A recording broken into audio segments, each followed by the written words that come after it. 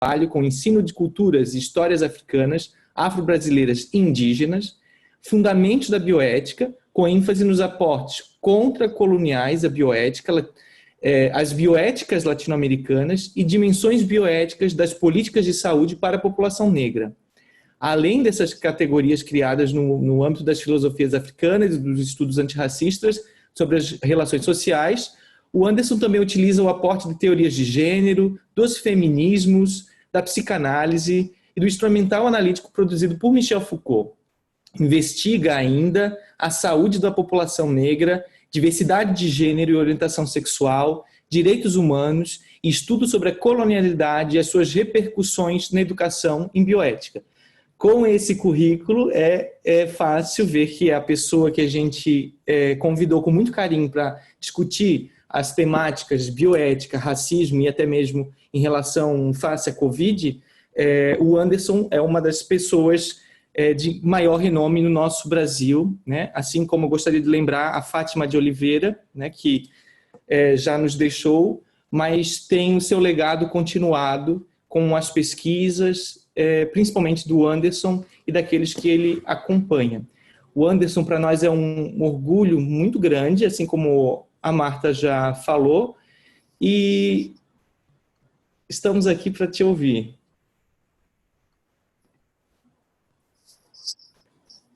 Bom, boa tarde a todas e todos e todes.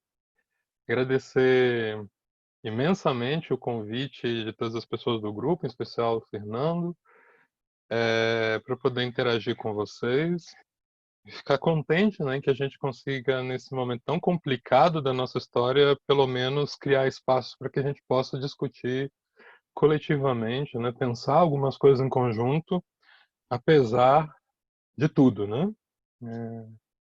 Não é o momento mais tranquilo da história para que a gente se concentre e trabalhe, mas acho que é exatamente por isso também nós que estamos na bioética temos uma responsabilidade também de pensar neste tempo, né? O tempo que habitamos e que experimentamos agora.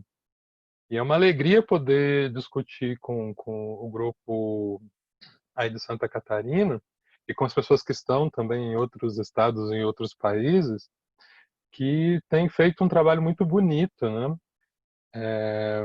E que é sempre bom interagir com vocês.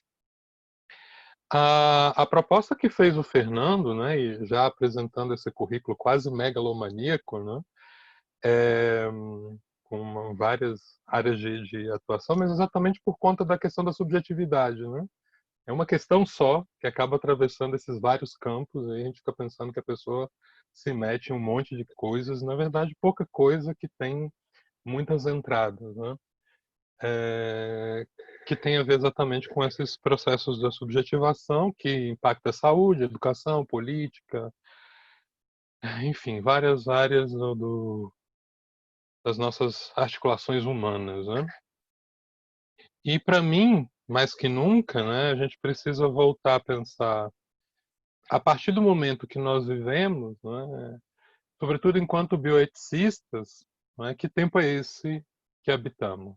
Isso é uma questão fundamental, sobretudo porque parece que as nossas categorias estão cada vez mais precárias e insuficientes para dar conta do fenômeno que a gente experimenta.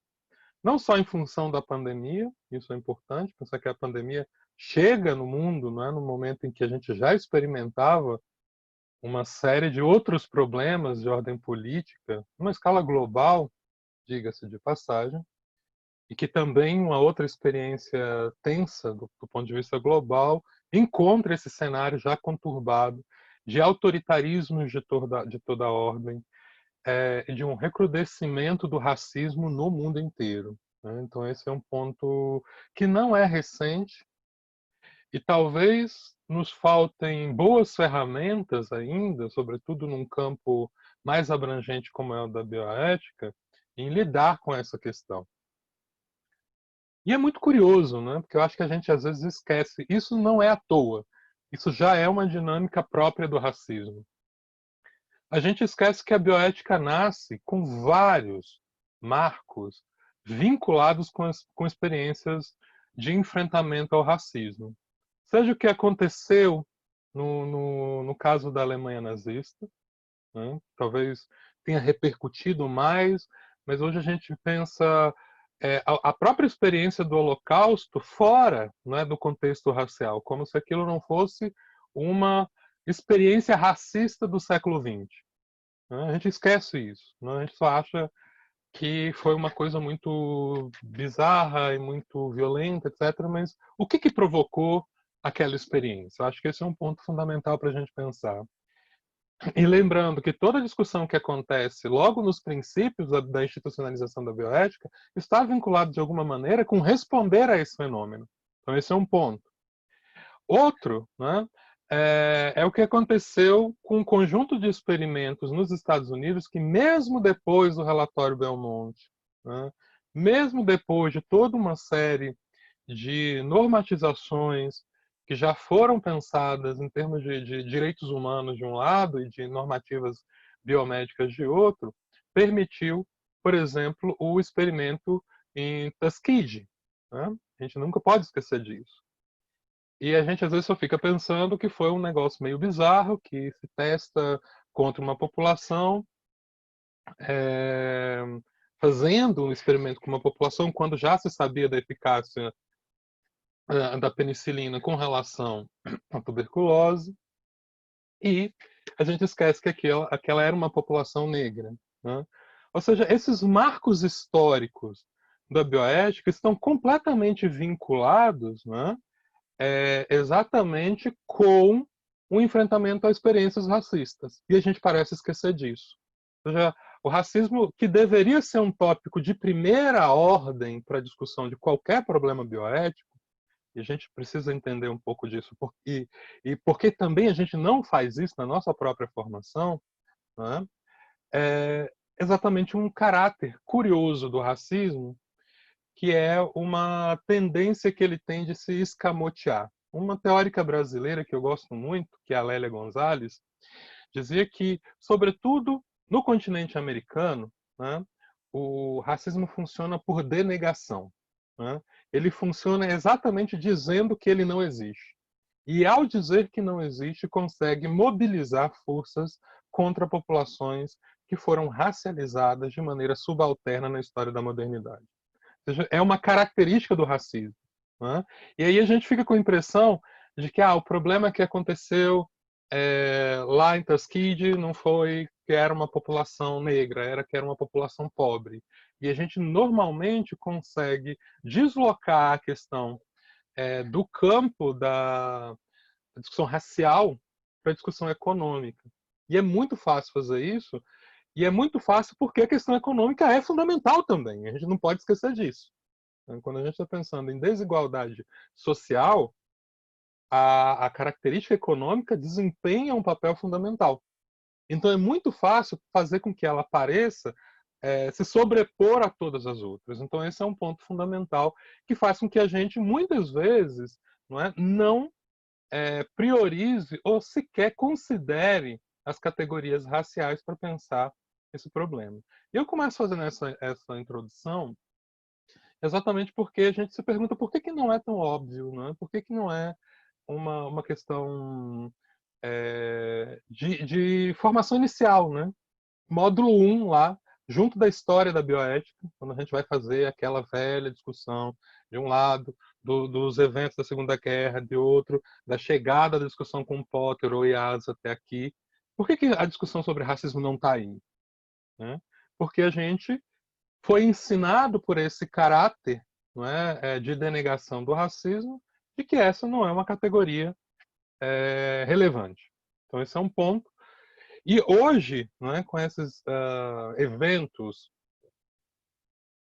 midiáticos em certa maneira, mas que causaram, não é, uma comoção mundial, como foi o caso do assassinato do George Floyd nos Estados Unidos, parece que se inflamou, não é, uma discussão racial no mundo inteiro, fazendo perceber, não é, que esse acúmulo da discussão racial, por exemplo, esse slogan das vidas negras importam, ele não foi criado agora. Ele é um slogan já bastante antigo, né, que vem sendo mobilizado pelos movimentos negros, né, e que, de uma maneira muito forte, é, surge em algum evento muito intenso e cai no esquecimento. Vejam, por exemplo, o próprio caso do George Floyd. Né? Até 2 semanas atrás era o que se falava, não se falava em quase outra coisa em termos de política internacional que não fosse o evento e todas as manifestações antirracistas. E isso agora meio que cai no esquecimento, né? Tanto que as pessoas nem tinha uma galera que estava assistindo o evento de Fórmula 1 que teve agora no domingo, né? E os pilotos fizeram aquele gesto de se ajoelhar ali e as pessoas não estavam entendendo muito bem o que eles estavam fazendo. Para ver como a nossa memória com relação ao modo como as questões raciais são tratadas é de curta duração. Quem é que se lembra aqui, por exemplo, de que há 5 anos atrás a polícia do Rio de Janeiro arrastava o corpo de uma mulher negra do lado de fora de uma viatura que estava ainda viva, ela morre em seguida, que era a Cláudia da Silva. Percebem? Ou seja, essas questões que elas não são esporádicas, elas não acontecem de vez em quando. Né? Ou seja, esses gestos violentos com relação à população negra caem no esquecimento porque se banalizam de uma certa forma. Né? Porque a gente, de alguma maneira, foi ensinado pela história do racismo que não é algo que deva comover. A gente se assustar sim, porque tem uma coisa de uma brutalidade de quem provoca, né? Quem provoca aquele gesto. Mas quem sofre a gente esquece muito rapidamente. Né? Então a gente tem críticas muito fortes à polícia, a gente tem críticas muito fortes à instituição da produção do conhecimento científico, né? Mas entende muito pouco de como funciona de uma maneira mais sistemática essa discussão racial. E era isso que eu queria provocar logo nesse primeiro momento, para chamar a atenção de 3 coisas para a gente chegar no campo da bioética de uma maneira um pouco mais estruturada, lembrando da provocação da Fátima Oliveira, já lembrada pelo Fernando, que chamava a atenção de uma coisa muito importante. Ela dizia que a bioética, ou ela é antirracista, antissexista, ou ela é efetivamente cúmplice dessas duas forças. Não tem meio termo aí. Não tem como ficar em cima do muro. E ela está chamando a atenção de que todas as vezes, né, e os estudos dela chamaram a atenção para de uma maneira muito contundente, que todas as vezes que a bioética se omitiu de colocar em relevo a discussão sobre raça, ela foi cúmplice. A gente não pode esquecer, por exemplo, do caso que aconteceu em Roraima e no Amapá, o caso das cobaias humanas que aconteceram aqui, né?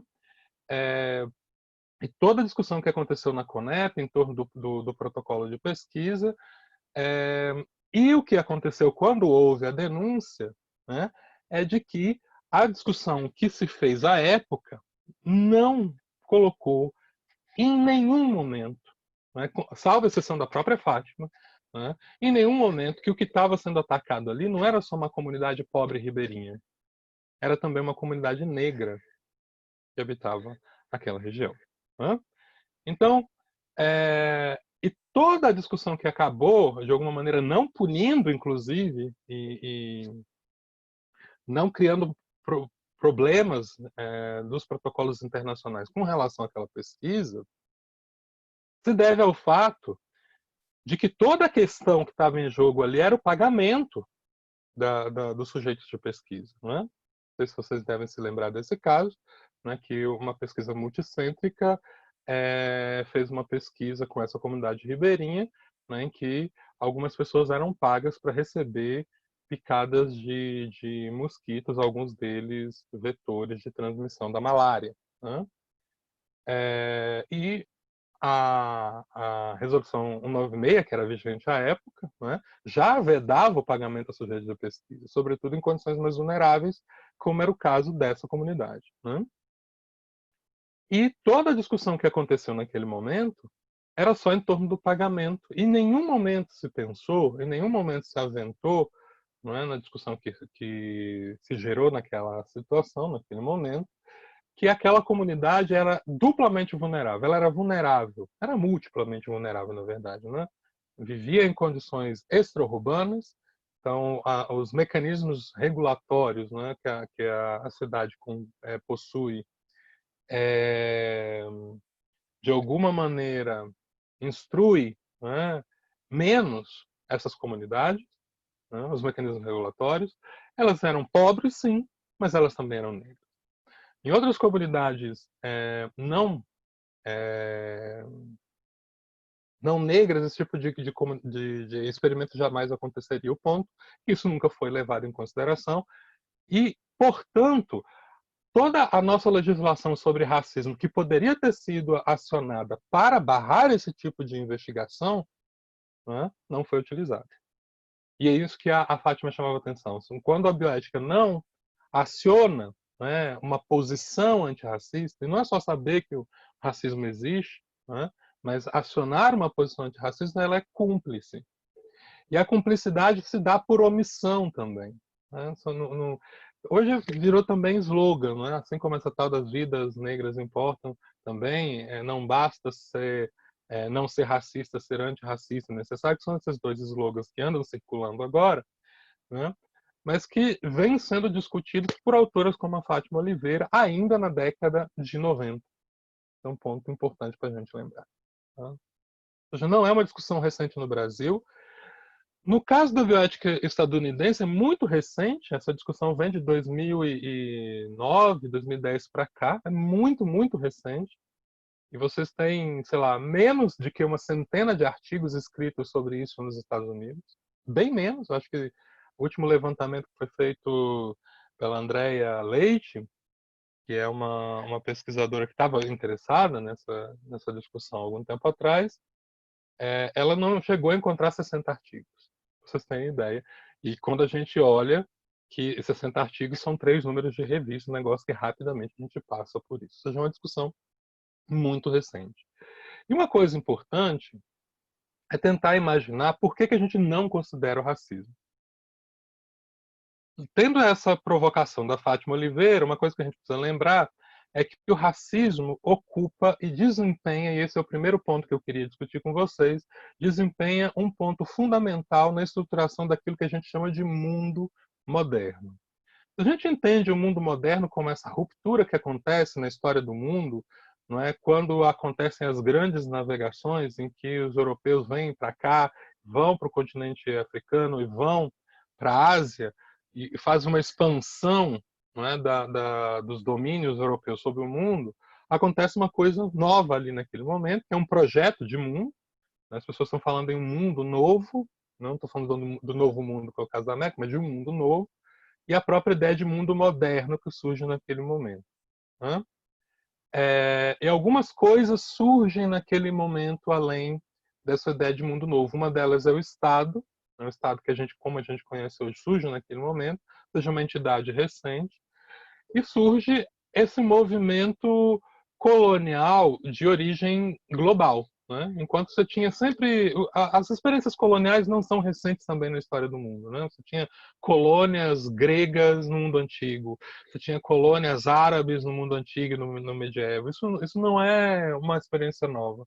Agora, essa ideia de um projeto global, né? De um projeto de universalização de uma aposta política, que é o projeto colonial, isso é algo que surge também nesse momento. Né? E o que é que financiou isso? O que financiou isso foi exatamente o trabalho escravizado. Esse é um ponto absolutamente fundamental. Né? Tanto isso vai chegar, inclusive, na pesquisa científica. Né? Quando a gente pensa que a escola de Sagres, a escola de Salamanca, por exemplo, os fundos de financiamento dessas escolas vinham exatamente dos tributos dos produtos do trabalho escravizados produzidos nas colônias, tanto no continente americano como na Ásia. Né?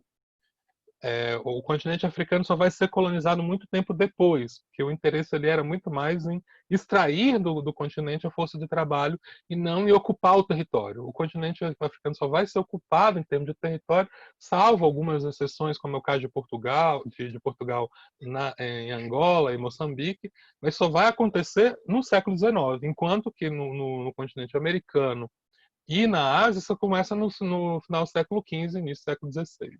Então, é um processo de estrutura, de poder de longa duração. E a gente está falando de política muito, porque o racismo jogou um papel fundamental nesse momento.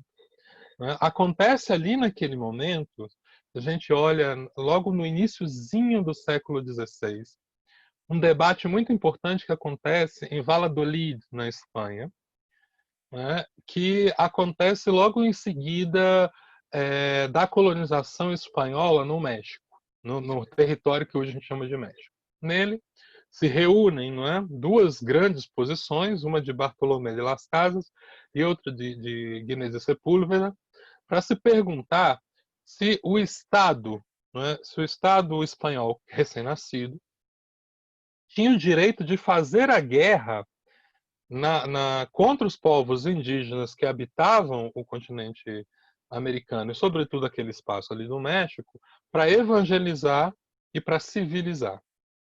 Se essas duas experiências, né, da civilização e da evangelização, elas poderiam ser mediadas pela guerra. Né? A posição de Bartolomé de las Casas era de que não se podia, por uma razão muito simples, porque as pessoas que estavam ali eram os indígenas, eles eram pessoas e tinham alma, né?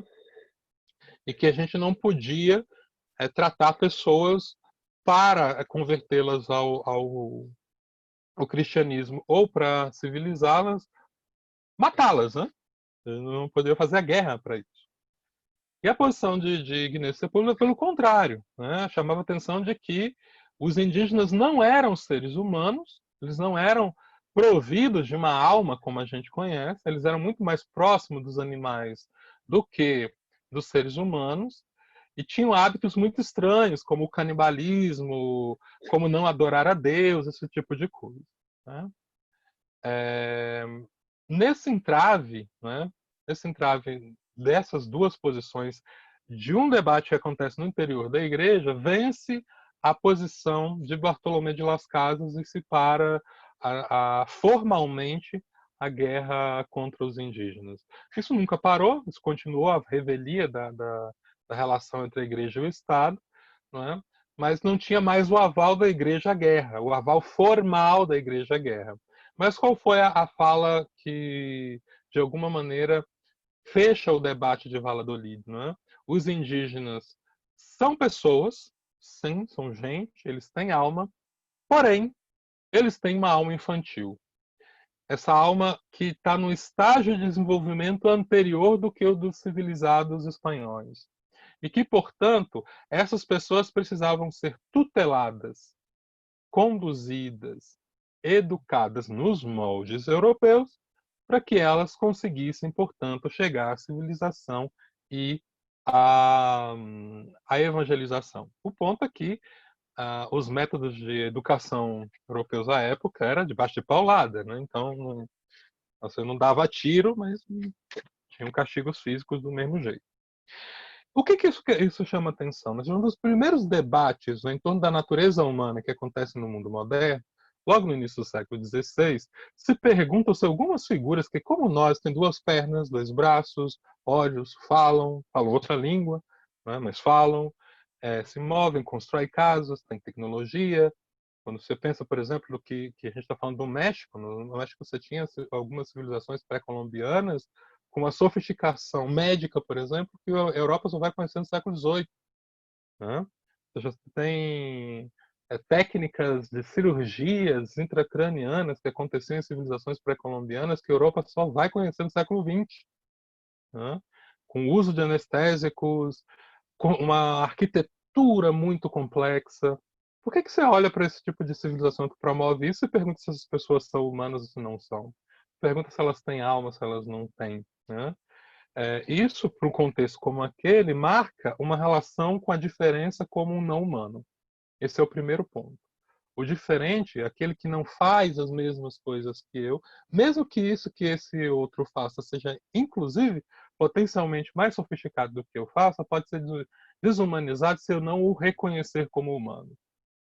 Então, no horizonte da humanização e da desumanização, começa a história da modernidade. E o marco disso foi o racismo. A gente não pode jamais esquecer disso. Porque a gente, quando fala de modernidade, a gente está falando de avanço, está falando de desenvolvimento, está falando de progresso, sempre de valores muito positivos em torno do mundo moderno. Só que parece que esconde esses começos sujos, esses começos violentos, esses começos baixos, né, que constituem essa própria modernidade. Isso é muito importante. O racismo estruturou esse mesmo mundo. E veja como foi perversa a discussão que acontece no debate de Valladolid.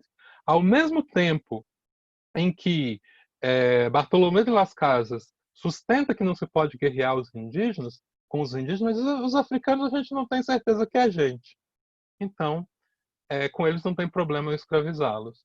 Tanto que a igreja só foi se interpor e se antepor à escravidão 300 anos depois, já na passagem do século XVIII para XIX. Isso é muito perverso. Isso é muito perverso. Né? Ou seja, o mundo moderno como um todo, e aí tem que pensar que não é só a igreja está nesse debate que era feito pela ciência, pela religião, pela economia, por tudo quanto há, né? Se movendo com esse encontro com esse outro que é diferente e tentando saber se esse outro era humano ou não, e testando a humanidade dele através da exploração pela força do trabalho. E aí que a escravidão ocupa, em função do racismo, né, esse lugar fundamental na economia do mundo moderno. Eu não sei se vocês se recordam, né, que o capitalismo surge, né, como um processo emancipatório. É até vergonhoso falar isso hoje, mas o capitalismo surge como um processo emancipatório, né, como uma economia da liberdade, como uma economia de empoderamento dos seres humanos. Por quê? A economia do antigo regime na Europa, como é que funcionava? Né? Quem trabalhava, quem efetivamente produzia o trabalho, eram as pessoas que eram exploradas efetivamente. Né? Então você tinha uma nobreza que era dona de terras, mas não tinha nem os meios de produção e nem trabalhava. Em contrapartida, ela, através dos tributos, era quem usufruía de todo o poder político e econômico da época. Lembram disso? Quando a gente pensa no antigo regime. E nesse antigo regime, portanto, você tinha uma injustiça social em que um grupo que não trabalhava, que não produzia, que não possuía os meios de produção, né, não produzia nem os meios de produção tinham como propriedade. Né, essas figuras eram simplesmente exploradas pela nobreza. E o capitalismo surge dizendo, peraí, não é assim que a coisa deve acontecer. A gente deve receber em consonância com o nosso trabalho. Se eu trabalho, eu tenho o direito de que o meu trabalho seja remunerado nessa mesma proporção do meu esforço de trabalho e da propriedade do meio de produção que eu tiver. Não faz sentido que um nobre que não produza, que não tenha, não possua a tecnologia para transformar e para produzir bens, que esse sujeito tenha um poder econômico e político sobre mim, que tenha, inclusive, os meios de produção.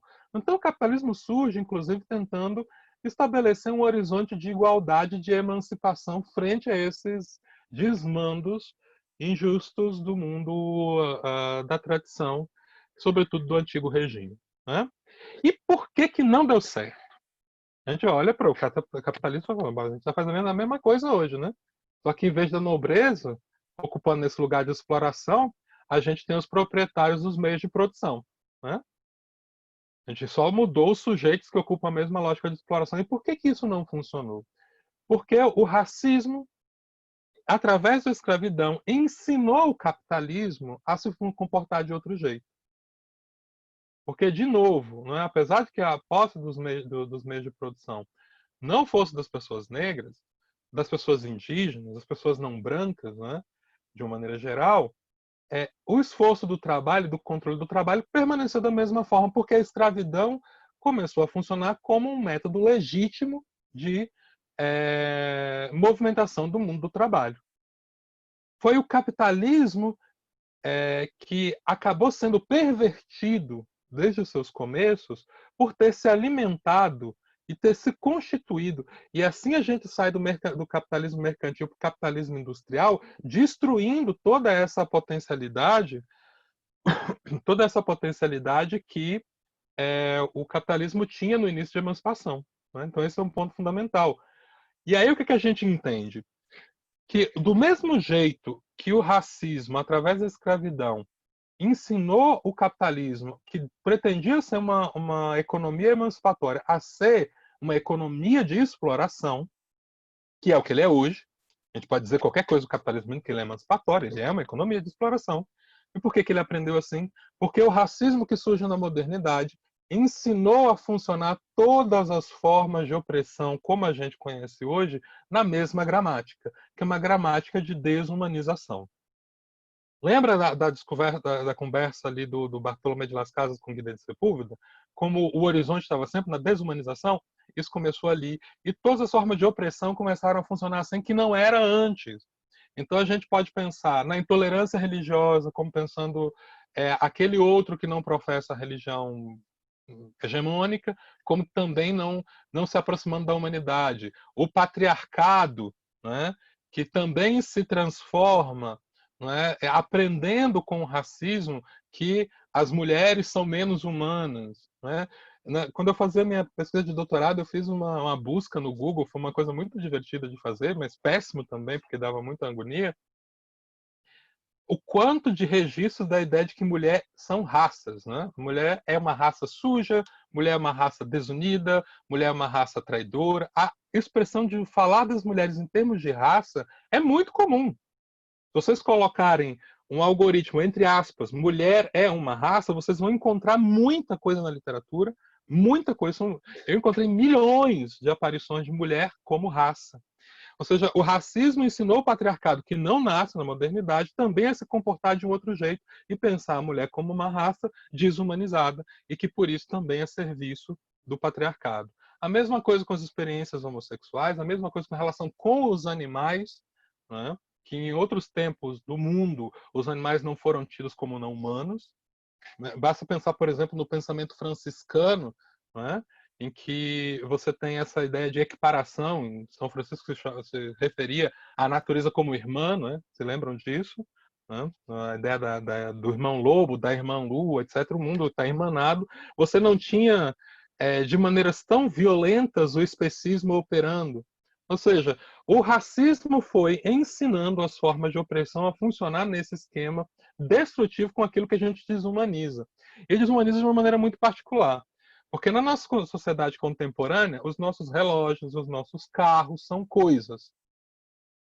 Mas muitas vezes a gente se preocupa com essas coisas muito mais do que se preocupa com outros seres humanos.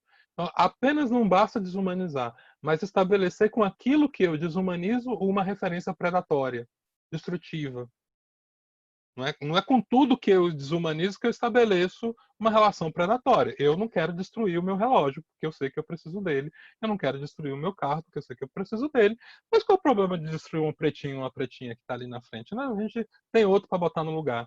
Esse é um ponto muito, muito fundamental para esse contexto. Então, esse é o segundo ponto que eu queria discutir com vocês, né? Que essa camada que o mundo moderno trouxe do racismo como desumanização não parou nos começos da modernidade.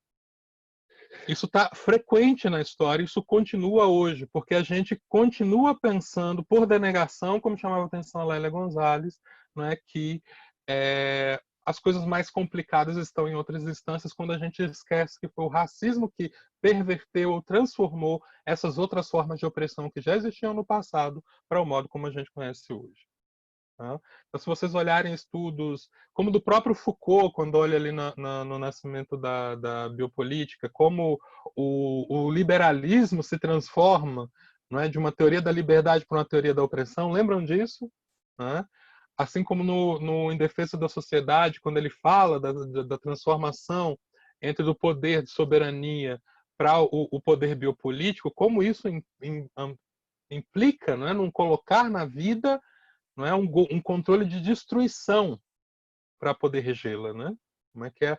O poder matar nunca sai de cena como algo permanente. Ou seja, toda essa estrutura continua funcionando não só no início da modernidade, mas nela inteira, inclusive hoje. E como é que a gente não percebe isso é que tem a ver com essa estrutura da negação que a Lélia Gonzalez chamava atenção. O aspecto seguinte que eu queria levantar com vocês é o caráter de produção do conhecimento, que vai dizer muito respeito à bioética. É, e vejam que o anterior já fazia, né? Mas pensando na como a produção do conhecimento também é muito influenciada por essa dimensão do racismo. O racismo só funciona, né, exatamente se a gente tiver justificativas para o seu funcionamento. Tá?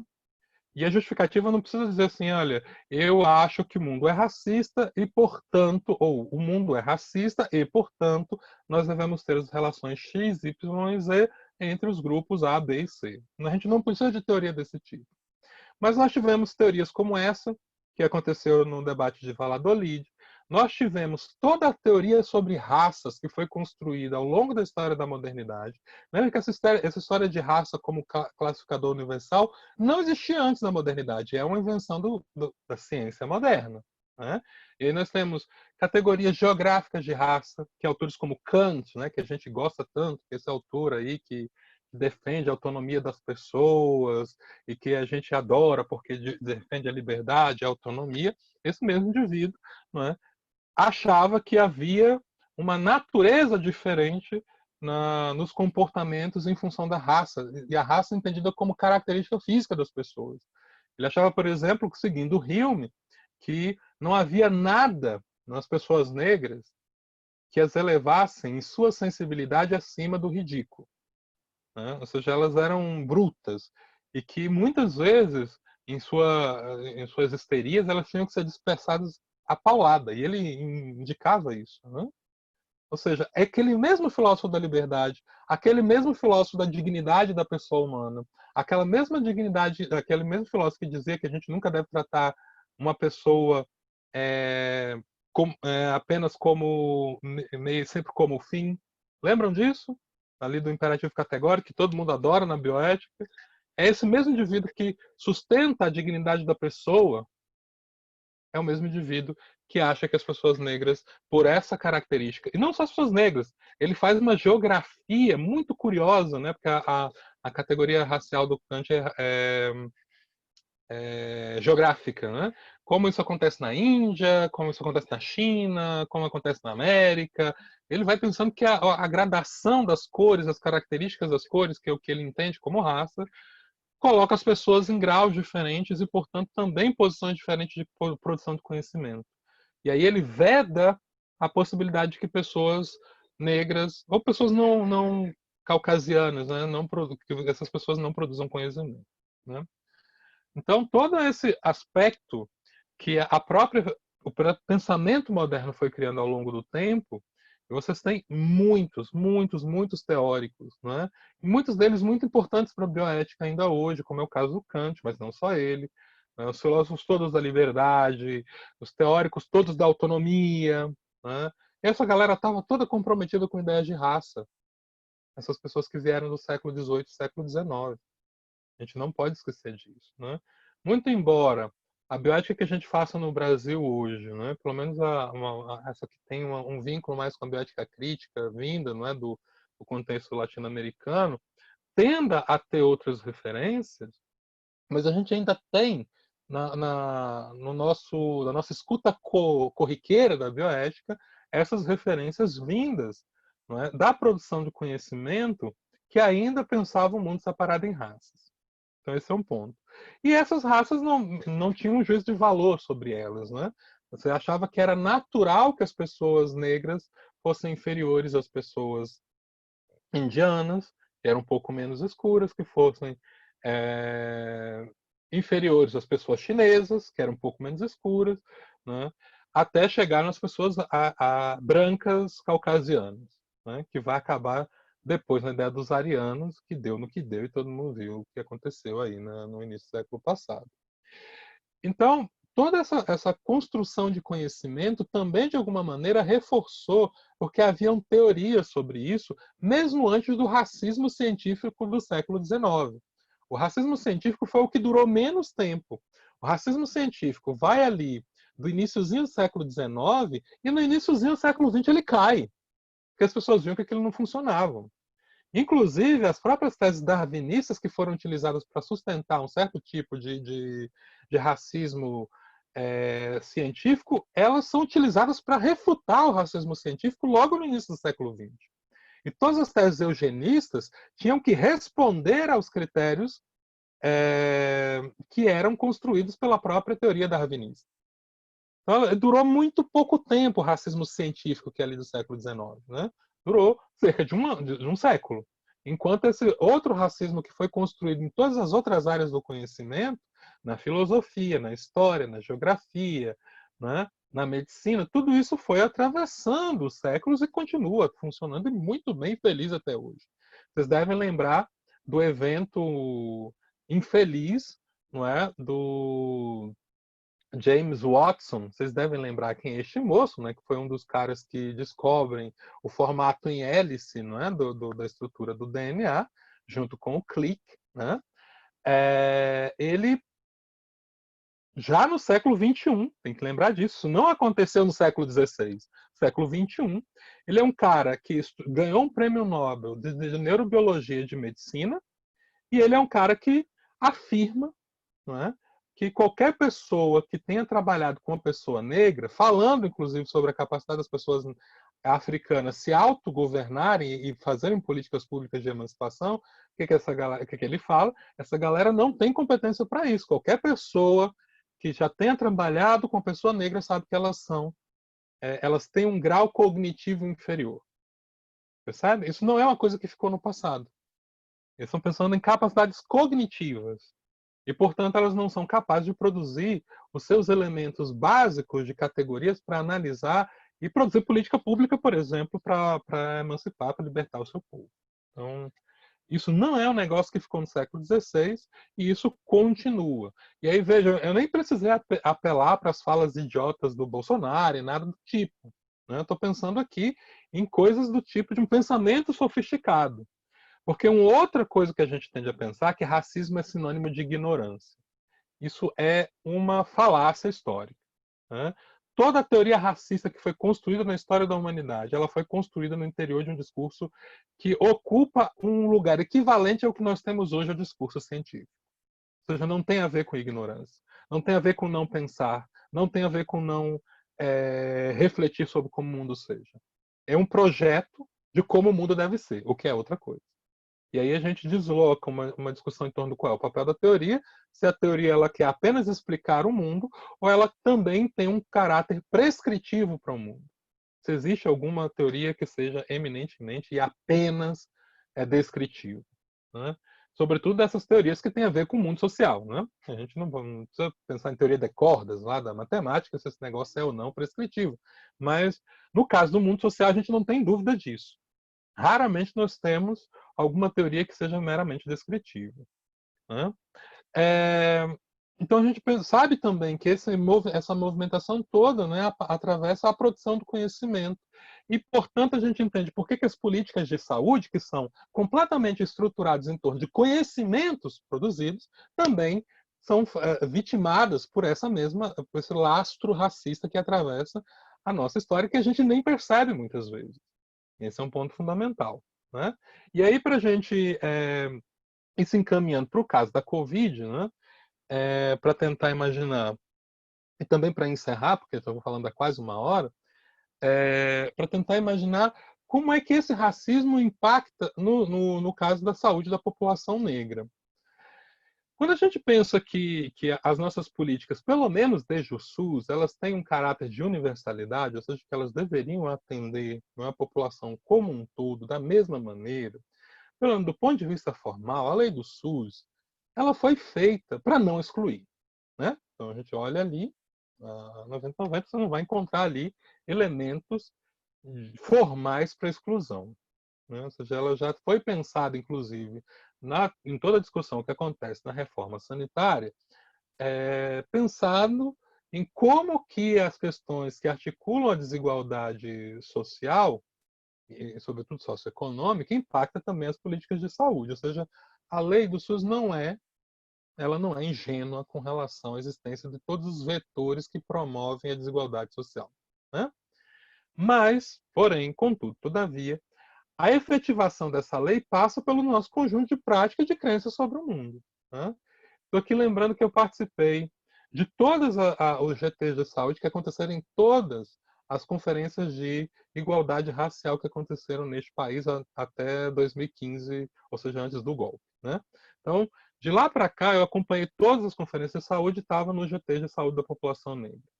Então, os relatos que nós tínhamos, e os relatos, a gente fala que parece que são pessoas que estão chorando as suas pitangas, não são pesquisas, são relatórios, né? E que indicam, por exemplo, uma coisa muito bizarra. Nós temos protocolo, uma coisa mais básica, protocolos em obstetrícia, que fala de quantidade de anestésico que você pode aplicar nas parturientes, não é isso? Tem protocolo para isso. Mas quando você observa o tratamento das mulheres negras, você vai observar nos dados que a quantidade, quando você vai olhar no prontuário, quando se aplicou menos anestésico nas mulheres negras do que nas outras mulheres. Ou seja, as pessoas saltam os protocolos, inclusive, porque está no nosso imaginário que as mulheres negras, como as pessoas negras em geral, têm um corpo mais animalizado. E são paredeiras, esse tipo de coisa, e que, portanto, elas são menos impactadas pela dor e, portanto, elas podem receber menos analgésicos, porque a gente sabe que os anestésicos também têm, e analgésicos eles também têm efeitos colaterais, são ruins, etc. Então você tem aí a desculpa de porque elas têm um corpo mais forte, então vamos ajudá-las, né, e vamos reduzir aí a quantidade dessas substâncias nos partos, né? E isso vai por uma série de outros elementos, como, por exemplo, o tempo de duração de uma consulta em ginecologia, porque eu acompanhava sempre o grupo o GT das mulheres, então a maior parte das minhas informações vem daí. O tempo de duração das consultas das mulheres negras nos ginecologistas era cerca de 40% menor. Em muitos dos casos, as mulheres negras sequer eram examinadas com toque. E muitas vezes, quando a própria paciente perguntava para auxiliar de enfermagem por que o médico não tocou nela, algumas delas relatavam que escutavam que os médicos tinham nojo de tocar na paciente porque era negra, um ginecologista, né? Então isso continua, ou seja, é uma reprodução daquele mesmo imaginário racista que veio atravessando os séculos. Isso não sumiu. Então, quando a gente olha, não é, nos indicadores, tanto no painel de indicadores como no boletim epidemiológico, qualquer boletim epidemiológico que tenha um quesito raça-cor, e por isso que quando a gente era do Comitê Técnico de Saúde da População Negra do Ministério da Saúde, uma das coisas que a gente sempre pedia é para que todo e qualquer procedimento tivesse o quesito raça-cor. A pessoa entrou para ver se a sobrancelha dela estava alinhada e ia colocar lá o quesito raça-cor, para que a gente tivesse como monitorar e poder gerar indicadores mais precisos para além dessas pesquisas que acontecem muitas vezes por ativistas que chegam na universidade, que querem juntar a sua pesquisa com o seu ativismo, e essa pessoa vai e faz uma pesquisa num hospital, num serviço qualquer. A demanda sempre foi de que a gente conseguisse introduzir isso. Mas quando a gente consegue ter, como é o caso do boletim de indicadores que apareceu em 2018, é um negócio escandaloso. Só tem 2 indicadores de todo o conjunto, que eu acho que são de 68 indicadores, e que a população negra não está na pior situação possível, que é aquelas que são exclusivas da população indígena. Só tem 2. E essas só tem 2 em que a população indígena está pior do que a população negra, porque isso tem a ver com as especificidades da população negra. Isso é uma prova que a gente precisa olhar com mais carinho para esse tipo de indicador, e tanto também os boletins epidemiológicos, quando você vai pensar em questões como o cuidado com a atenção na saúde, acesso a serviço, prevenção, promoção, mesmo em políticas de abrangência nacional, como é o caso do Programa Nacional de DST e AIDS, ali ainda a gente consegue observar nos dados a persistência do racismo, né? Então, o último boletim epidemiológico que saiu sobre a população em tratamento ou vivendo com HIV/AIDS, também ali a população negra ocupa todos os piores indicadores, com acesso, com acompanhamento, com monitoramento, com avaliação dos tratamentos, enfim, com tudo isso, né? Ou seja, a gente não conseguiu perder e a gente não consegue observar, né, porque parece que não, só porque são os mais pobres que estão nas favelas, nas periferias, etc., e aí isso parece ser o problema. Então esse é um ponto para a gente olhar um pouco mais com calma. E uma das coisas que eu sempre indico para o pessoal que passa pelas minhas disciplinas, que vai fazer pesquisa na área de saúde, introduza o campo raça-cor. O que eu vou fazer com isso? Você não precisa fazer nada. A sua pesquisa vai estar depois. A sua pesquisa vai estar depois disponível num banco de dados e outros pesquisadores vão poder utilizar. Você não precisa. A gente não quer saber de sexo de todas as pessoas, mas a gente não coloca lá o sexo do nosso participante da pesquisa. A gente quer saber o endereço dela, às vezes a gente trata esses dados, às vezes não, né? Mas coloca.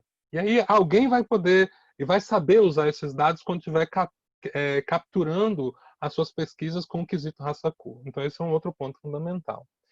No caso agora da Covid-19, vocês devem ter visto, né, essa pesquisa que tem sido feita pela Universidade Federal de Pelotas, né, que recém lançou o seu relatório final, né? Com relação à Covid-19, vocês devem ter visto em 80 e poucas cidades pelo país inteiro, fizeram aí cerca de 100 mil testes, né? Com pessoas que já não tinham sido testadas antes, óbvio, né? Mas para tentar fazer um outro mapeamento para além daquele que tem sido feito pela Secretaria de Saúde. E o resultado, né, dessa pesquisa tem o quesito raça-cor é escandaloso, né? Vocês devem ter visto que eles fizeram 32 mil testes, 383 com a população branca, com pessoas brancas, né? Dessas, 372 pessoas testaram positivo, ou seja, tinha 1,1% de pessoas que testaram positivo. Fizeram 1.219 testes com pessoas indígenas, né, no país inteiro. Dessas, 66 testaram positivo, ou seja, 5,4% dos indígenas testaram positivo. Né? Dos 40, que a gente tem que pensar, por exemplo, para pensar a população negra no Brasil, a gente tem que somar os pretos e os pardos. Né? Os pretos e os pardos, você tem dos pardos 3,1%, dos pretos 2,5%, se você soma os dois, portanto, você tem 5,6%, ou seja, a população negra ainda né, a maior parte das pessoas que testaram positivo, né? E seguido das pessoas amarelas, né, que são as pessoas descendentes de orientais, com 2,1%.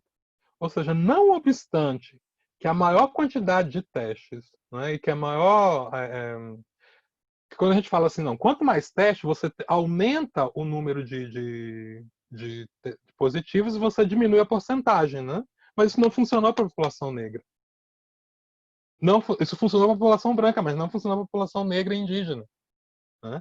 E pensa que a população indígena é pequenininha no país, né? Ao contrário da população negra, que é a maioria. Ou seja, os dados epidemiológicos, isso tem a ver com a cor da pele das pessoas, essencialmente? Não. Tem a ver com as nossas relações, tem a ver com o acesso que essas pessoas têm ao serviço de saúde, tem a ver com os acessos às condições sanitárias. Quando você pensa, por exemplo, que as pessoas mais pobres não têm água, não têm dinheiro para comprar álcool em gel, para fazer máscara, e quando compra essas máscaras de R$ 1, aquelas máscaras cheias de frestas, seja, que serve para muito pouca coisa, a gente está falando de todo um conjunto de relações sociais que a gente atribui a essas características. Né? Então, esse é um ponto fundamental. E é aí que a gente precisa pensar nos impactos morais. Que a gente está pensando, eu estou pensando nesses dados que vieram da pesquisa, que vocês podem acessar ali no site da Universidade Federal de Pelotas. Né? que é um relatório executivo muito interessante, inclusive, que pese a algumas questões metodológicas, mas que toda pesquisa tem, vocês podem depois fazer a crítica. Mas tem uma coisa muito importante para a gente pensar, que mesmo num contexto de pandemia, que jogou para fora dos lugares escondidos que a gente tinha debaixo dos tapetes das nossas relações sociais, os impactos da desigualdade no modo como a gente está tentando gerenciar isso. Né? Como é que a gente pode pensar em curto e médio prazo que a gente possa debelar uma pandemia dessa proporção no lugar como a América Latina, e por que a América Latina é hoje o epicentro, mesmo com os Estados Unidos nessa maluquice que vive, é o epicentro, em função das suas profundas desigualdades sociais que têm origem racial, e esse é um ponto fundamental. Né? Por que a gente precisa pensar isso do ponto de vista da bioética? Né? Porque esses impactos que o racismo traz, eles têm elementos morais que precisam ser sempre considerados sob o risco de que a gente faça como a Fátima Oliveira nos alertava, que é continuar alimentando esses mesmos processos. O primeiro que é a própria desumanização. Se a gente tem, sobretudo nas bioéticas que estão preocupadas com os direitos humanos, a dignidade tem que ser pensado como um princípio fundamental. Né? Então, se a gente desumaniza sujeitos através do racismo, nós temos um problema aí, óbvio, com o princípio da dignidade humana.